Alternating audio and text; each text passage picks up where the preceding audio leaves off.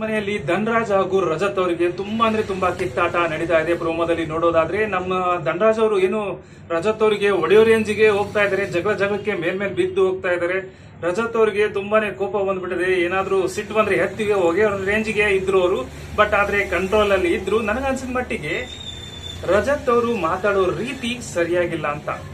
ಮೊದಲನೇ ವಾರನೇ ಸುದೀಪ್ ಅವರು ಹೇಳಿದ್ರು, ನೀವು ಸ್ವಲ್ಪ ಕಂಟ್ರೋಲ್ ಅಲ್ಲಿ ಏನೇನು ಬುದ್ಧಿವಾದ ಹೇಳಬೇಕು ಅವೆಲ್ಲ ಹೇಳಿದ್ರು. ಬಟ್ ಆದ್ರೆ ಮತ್ತೆ ರಜತ್ ಅವರು ಮತ್ತೆ ಅದೇ ರೀತಿ ಮಾತುಗಳನ್ನ ಉಪಯೋಗಿಸ್ತಾ ಇದ್ದಾರೆ. ಯಾಕಂತಂದ್ರೆ ಆ ಮಗ ಈ ಮಗ ಅಂತ ಅದು ಒಂದ್ ರೀತಿ ತಪ್ಪಾಗುತ್ತೆ. ಯಾಕಂತಂದ್ರೆ ಇಡೀ ಕರ್ನಾಟಕ ಜನರು ನೋಡ್ತಾ ಇರ್ತಾರೆ. ಹಾಗಾಗಿ ಸ್ವಲ್ಪ ಕಂಟ್ರೋಲ್ ಅಲ್ಲಿ ಬಾಯಲ್ಲಿ ಹಿಡಿತಾ ಇಟ್ಕೊಂಡು ಮಾತಾಡಬೇಕಾಗುತ್ತೆ. ಆ ಕಾರಣದಿಂದನೇ ಧನರಾಜ್ ಅವರಿಗೆ ತುಂಬಾನೇ ಕೋಪ ಬಂದ್ಬಿಡ್ತು ಅಂತ ನನಗೆ ಅನ್ಸಿದ ಮಟ್ಟಿಗೆ. ಬಟ್ ಇನ್ನೊಂದು ಏನಪ್ಪಾ ಅಂತಂದ್ರೆ ನಾಮಿನೇಷನ್ ಪ್ರಕ್ರಿಯೆಯಲ್ಲಿ ಹನುಮಂತು ಅಂಡ್ ಧನರಾಜ್ ಅವರು ಇಬ್ರು ಸೇರಿ ರಜತ್ ಅವರಿಗೆ ನಾಮಿನೇಷನ್ ಮಾಡ್ತಾರೆ ಅಂತ ಅನ್ಸುತ್ತೆ. ಇಬ್ರು ರಜತ್ ಅವರ ಹೆಸರು ತಗೊಂಡಾಗ ಸ್ವಲ್ಪ ರಜತ್ ಅವರಿಗೆ ತುಂಬಾ ಕೋಪ ಬರುತ್ತೆ. ಮತ್ತೆ ಆ ಟೈಮಲ್ಲಿ ಕೂಡ ಜಗಳ ಶುರು ಮಾಡ್ಕೋತಾರೆ. ಯಾಕಂತಂದ್ರೆ ಧನರಾಜು, ರಜತ್, ಹನುಮಂತ್ ಅವರಿಗೆ ಇವ್ರು ಮೂವರ ನಡುವೆ ಸ್ವಲ್ಪ ಕಿತ್ತಾಟ ಇದೆ.